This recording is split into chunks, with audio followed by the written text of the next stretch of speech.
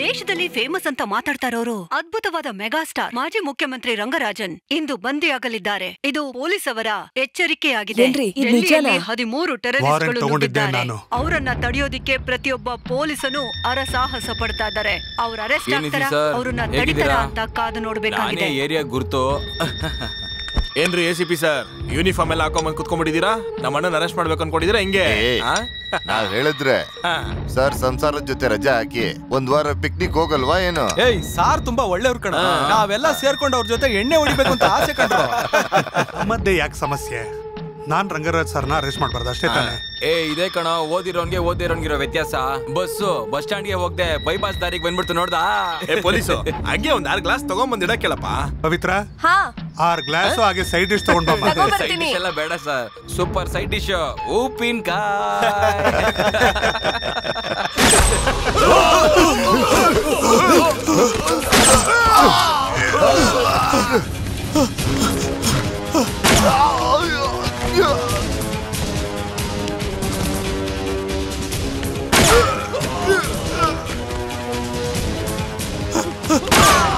ಕಾಸು ಕೈಯಲ್ಲಿದ್ರೆ ಅದು ಎಲ್ಲೂ ಹೋಗೋದಿಲ್ಲ.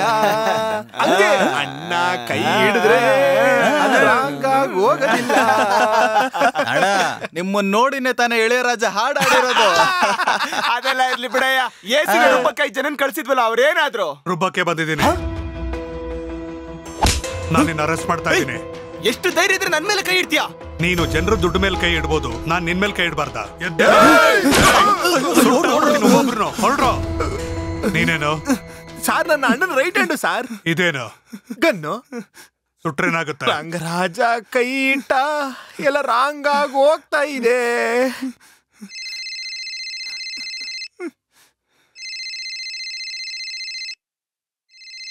ನಿನ್ನ ಬಗ್ಗೆನೆ ಸ್ಟೇಷನ್ಗೆ ಬರ್ತಾ ಇದ್ದೀನಿ.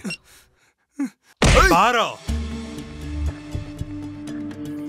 ನೋಡಿ ನ್ಯಾಯಾಧೀಶರೇ, ನಮ್ಮ ದೇಶದಲ್ಲಿ ಬೆಳೆಯೋ ಎಲ್ಲ ಬೆಳೆಗಳನ್ನು ಹೊರದೇಶಕ್ಕೆ ಕಳ್ಳದಾರಿ ಮೂಲಕ ಕಳಿಸ್ತಾ ಇರೋದ್ರಿಂದ ಮಾಜಿ ಮಂತ್ರಿ ಆಗಿದ್ದ ರಂಗರಾಜ್ ಅವರು 1,26,000 ಕೋಟಿ ಕೊಳ್ಳೆ ಹೊಡೆದಿದ್ದಾರಂತ ತನಿಖೆ ಮಾಡಿರೋ ಅಧಿಕಾರಿಗಳು ವರದಿ ಒಪ್ಪಿಸಿದ್ದಾರೆ. ಆ ವಿಚಾರಣೆಯನ್ನು ಮಾಡಿದ ಆರಕ್ಷಕರು ಇವ್ರನ್ನ ಬಂಧಿಸಿದ್ದಾರೆ. ಈ ದೊಡ್ಡ ಮೋಸದ ಗುಂಪನ್ನು ಒಂದು ಕುಟುಂಬನೇ ಸೇರಿ ಮಾಡಿದ್ದಾರೆ ಅಂತ CBI ಅವರು ವರದಿ ಮಾಡಿದ್ದಾರೆ. ಈ ಕೊಳ್ಳೆ ಹೊಡೆಯೋದ್ರಲ್ಲಿ ಯಾರ್ಯಾರು ಭಾಗಿಯಾಗಿದ್ದಾರೆ ಅನ್ನೋ ಅವಕಾಶ ಹುಡುಕಾಟದಲ್ಲಿ ಇವ್ರನ್ನ 3 ದಿನ ವಿಚಾರಣೆ ಮಾಡೋದಕ್ಕೆ ಪೊಲೀಸ್ ಅವರಿಗೆ ಅನುಮತಿ ಕೊಡ್ಬೇಕಂತ ನಾನ್ ನಿಮ್ಮಲ್ಲಿ ಕೇಳ್ಕೊತೀನಿ. ಅಯ್ಯ ನನ್ಗೆ ನೀವು ಯಾವ ತರ ಶಿಕ್ಷೆ ಕೊಟ್ರಿ ಈ ಕೋರ್ಟ್ ಎಲ್ಲ ಕೊಡಿ ಅಯ್ಯ. ದಯವಿಟ್ಟು ಪೊಲೀಸರ ಹತ್ರ ಕಳಿಸ್ಬಿಡಿ ಅಯ್ಯ. ನನ್ನ ಎನ್ಕೌಂಟರ್ ಮಾಡ್ತೀನಿ ಅಂತ ಹೇಳಿ ಕತ್ತನೆ ಮುಗಿಸ್ಬಿಡ್ತಾರೆ ಅಯ್ಯ. ಸೈಲೆನ್ಸ್. ಈ ಕೇಸಲ್ಲಿ ಲಂಚಕ್ಕೆ ಸಂಬಂಧಪಟ್ಟ ಎಲ್ಲ ಆರೋಪಿಗಳನ್ನು ಈ ಊರಿನ ಜನತೆಗೆ ತೋರಿಸ್ಕೊಡ್ಬೇಕು ಅಂತ ಪೊಲೀಸ್ ಕೆಲಸ ಆಗಿರೋದ್ರಿಂದ ಅವರ ಕೋರಿಕೆನ ಸ್ವೀಕರಿಸಿಕೊಂಡು ಶ್ರೀ ರಂಗರಾಜ್ ಅವರನ್ನ 3 ದಿನ ಪೊಲೀಸ್ ಕಸ್ಟಡಿಲಿಟ್ಟು ವಿಚಾರಣೆಗೆ ಒಳಪಡಿಸಬೇಕು ಅಂತ ಈ ನ್ಯಾಯಾಲಯ ಆದೇಶ ನೀಡ್ತಾ ಇದೆ. ಅಣ್ಣ, ಕಾಶ್ಮೀರದ ಕನ್ಯಾಕುಮಾರಿವರೆಗೂ ಕಮಿಷನರು, ಪೊಲೀಸು, ಜಡ್ಜು ಯಾರು ನಮ್ ಕಂಟ್ರೋಲ್ ಅಲ್ಲಿ ಇಲ್ಲ ಅಣ್ಣ. ರಾಜುನ ಹಿಡಿದು ಪೊಲೀಸ್ನವ್ರು ಎಂಕ್ವೈರಿ ಮಾಡ್ತಾ ಇದ್ದಾರೆ. ಪೊಲೀಸ್ ಹೆಡ್ ಬಗ್ಗೆ ನಿಮ್ಗೆ ಚೆನ್ನಾಗೇ ಗೊತ್ತು. ಹೇಳು ಹೇಳು, ಎಲ್ಲೆಲ್ಲಿ ದುಡ್ಡು ವಸೂಲ್ ಮಾಡಿದ್ಯಾ ಅಂತ ಹೇಳು. ಹೇಳ್ತೀಯಲ್ವೋ? ನಿಜ ಬಾಯ್ ಬಿಡು. ಸ್ವಲ್ಪ ಮಾತ್ರ ತಗೊಂಡಿದ್ ಸರ್. ಒದೆ ತಿನ್ನಕ್ಕಾಗ್ದೆ ನಮ್ಮ ರಂಗರಾಜ ಅಪ್ರೂವರ್ ಆಗಿ ಬದಲಾಗ್ಬಿಡ್ತಾರ ಅನ್ಕೊಳ್ಳಿ. ಆಮೇಲೆ ನಮ್ ಪಕ್ಷದ ಆಫೀಸ್ನ ನಮ್ಮೂರ್ಗೆ ಬದಲಾಯಿಸ್ಕೋಬೇಕಾಗುತ್ತೆ.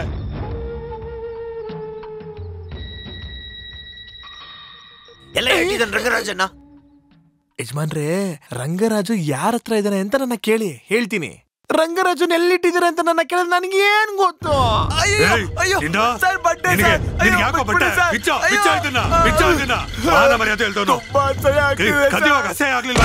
ಬೇರೆ ದಾರಿ ಇಲ್ಲ. ರಂಗರಾಜನ್ನ ಕಾಪಾಡಬೇಕು ಅಂದ್ರೆ ಜಡ್ಜ್ ಕತೆನ ಮುಗಿಸ್ಲೇಬೇಕು.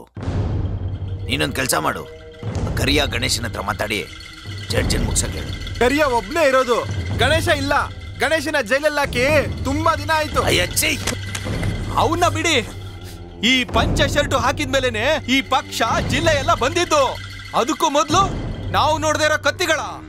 ನನ್ನನ್ ಬಿಡಿ, ಕೋರ್ಟ್ಗೆ ಹೋಗಿ ಆ ಜಡ್ಜ್ನ ಕೈಮಾ ಮಾಡಿ ಬರ್ತೀನಿ.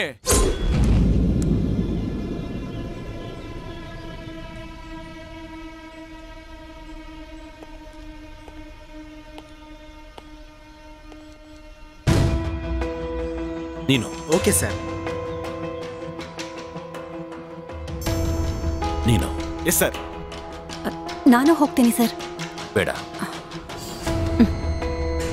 ರೀಸ್, ದಯಾಳ್, ಸುಬ್ರಹ್ಮಣ್ಯ, ಪ್ರಕಾಶ್. ಅಂಕಲ್, ನಮ್ಮ ಅಪ್ಪನೂ ಕಳಿಸ್ಕೊಡಿ ಅಂಕಲ್. ಸ್ವಾಮಿ, ನನ್ ಮಗನ ಕಳಿಸ್ತೀನಿ ಸ್ವಾಮಿ. ಅಲ್ಲಿರುವಂತ ಎಷ್ಟೋ ಜನಗಳ ಪ್ರಾಣ ನಿಮ್ಮ 10 ಜನಗಳ ಕೈಯಲ್ಲೇ ಇದೆ. ಅವ್ರ ದೇಹಕ್ಕೆ ಒಂದು ಚಿಕ್ಕ ಗಾಯ ಕೂಡ ಆಗಬಾರ್ದು. ಎದುರಾಳಿಗಳು ಯಾವಾಗಲೂ ನಮಗಿನ್ನ ಬುದ್ಧಿಶಾಲಿಯಾಗಿ ಇರ್ತಾರೆ. ಅದರಿಂದಾಗಿ ನಮ್ಮ ಬುದ್ಧಿ ಯಾವಾಗಲೂ ಕತ್ತಿ ತರನೇ ಇರಬೇಕು. ಹೇ ರಾಜು,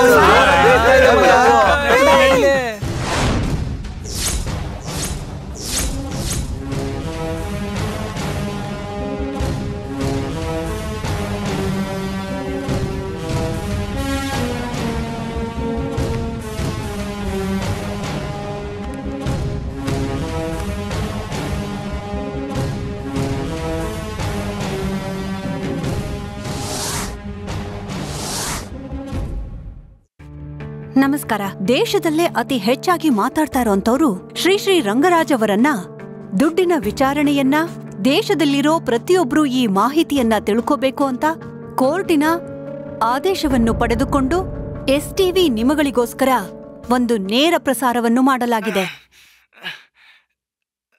ನಮಸ್ತೆ ಅಯ್ಯ. ಅಯ್ಯೋ ಅಪ್ಪ. ನಮ್ಮ ರಂಗರಾಜ ಕೋಟು ಸೂಟು ಬೂಟ್ ಹಾಕೊಂಡು ನಿಂತ್ಕೊಂಡ್ರೆ ಸುಮ್ನೆ ರಾಜ್ ಅಂತಾರ ನಿಂತ್ಕೋತಾ ಇದ್ದ. ಇವಾಗ ಅಲ್ಲಿ ನಿಂತಿರೋದ್ ನೋಡಿದ್ರೆ ಹೊಡಿಯೋದಲ್ಲ, ಓಡಿಸ್ಕೊಂಡಿರೋದೇ ಜಾಸ್ತಿ ಅಂತ ಅನ್ಸುತ್ತೆ. ಒಳ್ಳೇದ್ ಮಾಡಿದ್ರೆ ಯಾವತ್ತು ಒಳ್ಳೇದೇ ಆಗತ್ತೆ ಅಂತ ಎಲ್ರಿಗೂ ಒಳ್ಳೇದನ್ನೇ ಮಾಡ್ಕೊಂಡು ನೀತಿ ಕಥೆಗಳನ್ನೆಲ್ಲ ಓದಿ ನಿಯತ್ತಾಗಿದ್ಕೊಂಡು ಜೀವನ ಸಾಗಿಸಿರೋರು ನಮ್ಮ ಕಕ್ಷಿದಾರ ಇವರ ಆನರ್. ಘನತವೆತ್ತ ನ್ಯಾಯಾಧೀಶರೇ, ಪ್ರತಿವಾದಿಗಳಿಗೆ ಕೆಲವು ಪ್ರಶ್ನೆಗಳನ್ನ ಕೇಳೋದಕ್ಕೆ ಕೋರ್ಟ್ ಅವ್ರು ನನಗೆ ಅನುಮತಿ ಕೊಡಿ. S, proceed. ನಾನ್ ಪ್ರಶ್ನೆ ಕೇಳೋದಕ್ಕೂ ಮುಂಚೆ ಅವ್ರ ಮನಸಾಕ್ಷಿನ ಅವ್ರಿಗೆ ಪ್ರಶ್ನೆ ಕೇಳ್ತಿದೆ. ಅದಕ್ಕೆ ಅವರು ಗುಟುಕ್ ಗುಟುಕ್ ಅಂತ ನೀರು ಕುಡಿತಿದ್ದಾರೆ. ಅಯ್ಯೋ, ರಂಗರಾಜನ್ ಅವ್ರಿಗೆ ವಚನ ಅಂದ್ರೆ ಯಾಕೆ ಇಷ್ಟ ಆಗುತ್ತೆ ಗೊತ್ತಾ? ಅದ್ರಲ್ಲಿ ಅಧಿಕಾರ ಇದೆ ಅಂತ. ಅವರು ಅವ್ರ ಕುಟುಂಬ ಯಾವಾಗ್ಲೂ ಅಧಿಕಾರದಲ್ಲಿ ಇರಬೇಕು ಅಂತ ಆಸೆ. ಅವ್ರು ಅದೇ ಪ್ರಕಾರ ನಡ್ಕೊಂಡಿದ್ದಾರೆ. ಅದು ನಿಮ್ಮ ವೈಯಕ್ತಿಕ ವಿಷಯ. ಶ್ರೀ ರಂಗರಾಜನ್ ಅವರು ಮಂತ್ರಿಗಳಾಗಿದ್ದಾಗ ಸರ್ಕಾರದವರು, ರಾಜಕೀಯದವರು ಕೂತ್ಕೊಂಡು ಮಾತಾಡೋ ವಿಷಯನ ಕೋಟಿಗಟ್ಟಲೆ ದುಡ್ಡು ಹೊಡೆಯೋದಕ್ಕೋಸ್ಕರನೇ ಇವರು ಈ ರೀತಿ ತೀರ್ಮಾನ ತಗೊಂಡಿದ್ದಾರೆ.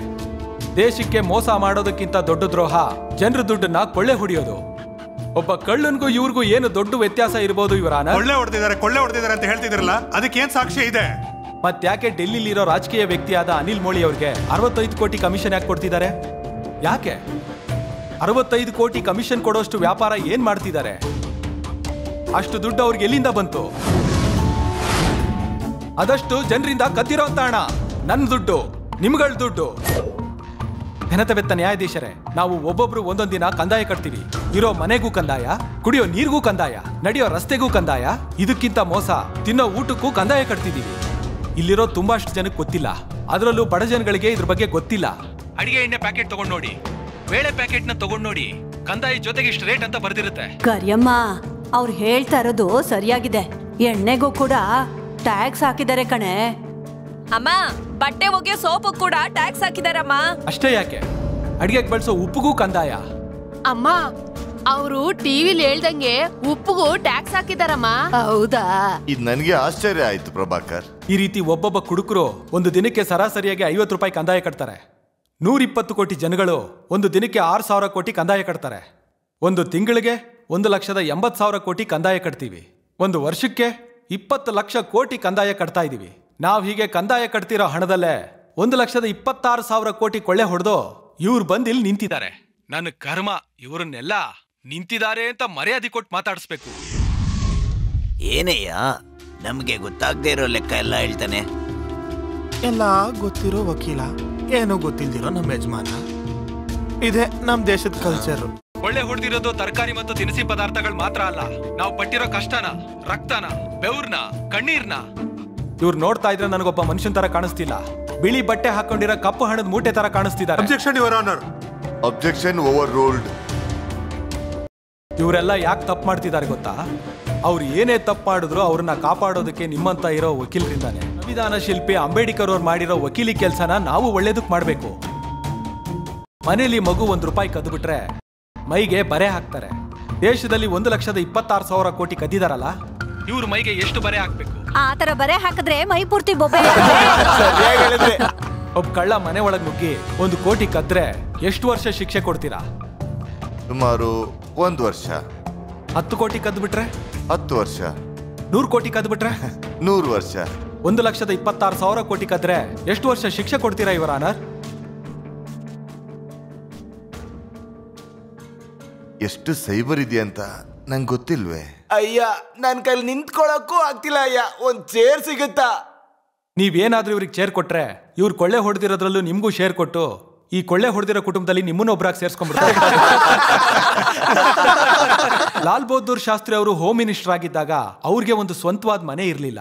ಈ ಮಣ್ಣಿನ ಗೃಹ ಇಲಾಖೆಯ ಮಂತ್ರಿ ಆಗಿದ್ದ ಕಕ್ಕನವರು ಕೊನೆಗಾಲದಲ್ಲಿ ಆಸ್ಪತ್ರೆಯಲ್ಲಿ ಚಾಪೆ ಮೇಲೆ ಮಲ್ಕೊಂಡಿದ್ರು. ದೊಡ್ಡ ಯಜಮಾನರಾದ ಕಾಮರಾಜ್ ಅವರು ಸಾಯವಾಗ ಅವ್ರ ಶರ್ಟ್ ಜೋಬಲ್ಲಿ ಇದ್ದಿದ್ದು ₹150 ಮಾತ್ರನೇ. ಇಂತಹ ದೊಡ್ಡ ವ್ಯಕ್ತಿಗಳು ಬದುಕಿದ್ದ ಈ ನಾಡಲ್ಲಿ ಇಂಥವರು ಒಬ್ರು. ಇವ್ರು ಮಾತ್ರ ತಲೆ ಬಾಗ್ಲಿಲ್ಲ, ಕರ್ನಾಟಕದಲ್ಲಿ ಇರೋರು ತಲೆ ಭಾಗ ಹಂಗಾಯ್ತು. ಮೋಸ ಅನ್ನೋದು ಒಂದು ಕಾಯಿಲೆ ತರ, ಅದು ಇಡೀ ನಾಡನ್ನೇ ಆವರಿಸ್ಕೊಳ್ಳುತ್ತೆ. ಅದನ್ನ ತಡಿಬೇಕಾಗಿರೋದು ಅದು ಪೊಲೀಸರ ಕರ್ತವ್ಯ. ನೀವಿವ್ರಿಗೆ ಕೊಡ್ಬೇಕಾಗಿರೋ ತೀರ್ಪು ಬರೀ ಶಿಕ್ಷೆ ಅಲ್ದೇನೆ ಈ ದೇಶದಲ್ಲಿ ನಡೆಯೋ ಎಲ್ಲಾ ಮೋಸಗಳಿಗೂ ಒಂದು ಮಾದರಿ ಆಗ್ಬೇಕು. ಭವಿಷ್ಯದಲ್ಲಿ ಯಾವುದೇ ರಾಜಕಾರಣಿಗಳು ಒಂದು ಚಿಕ್ಕ ತಪ್ಪು ಮಾಡೋದಕ್ಕೆ ಹೆದರ್ಕೋಬೇಕು. ನೀವು ಬರೆಯುವಂತ ಈ ತೀರ್ಪು ಕಾನೂನಿನ ಪುಸ್ತಕದಲ್ಲಿ ಒಂದು ಚರಿತ್ರೆ ಆಗ್ಬೇಕು ಅಂತ ನಿಮ್ಮಲ್ಲಿ ಮನವಿ ಮಾಡ್ಕೊಳ್ತೀನಿ. That's all your honour. ಈ ಕೇಸಿನ ತೀರ್ಪು ನಾಳೆಗೆ ಇದನ್ನ ಮುಂದೂಡಲಾಗಿದೆ.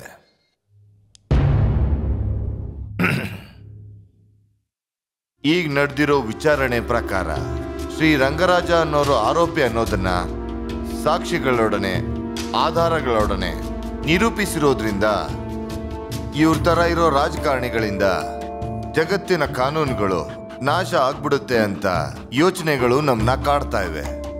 ಅರಬ್ ದೇಶಗಳಲ್ಲಿ ಈ ರೀತಿ ತಪ್ಪು ಮಾಡಿದವ್ರಿಗೆ ಜನಗಳ ಮಧ್ಯೆ ನಿಲ್ಲಿಸಿ ನೇಣು ಹಾಕೋ ಶಿಕ್ಷೆ ಕೊಡ್ತಾರೆ. ಆ ಥರ ನಾವು ಇವ್ರಿಗೆ ಮಾಡಿದ್ರೆ ಇವರ ಶವನ ತಿನ್ನೋ ಕಾಗೆ ಹದ್ದುಗಳು ಕೂಡ ರಾಕ್ಷಸರಾಗಿ ಬದಲಾಗ್ತವೆ. ಆದ್ದರಿಂದ ಆರೋಪಿಯಾಗಿರೋ ಶ್ರೀ ರಂಗರಾಜನ್ ಜೀವನ ಪೂರ್ತಿ ಸೆರೆಮನೆಯಲ್ಲೇ ಕಳಿಬೇಕು.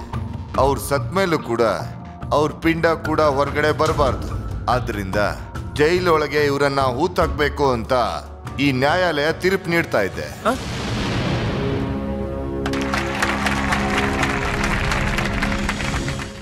ಈ ರೀತಿ ತೀರ್ಪನ್ನ ಕೊಟ್ರೆ ಬ್ರಿಟಿಷ್ ಕಾನೂನು ಪ್ರಕಾರ ಈ ಪೆನ್ನಿನ ನಿಬ್ಬನ್ನ ಒಡೆದಾಕ್ಬಿಡ್ತಾರೆ.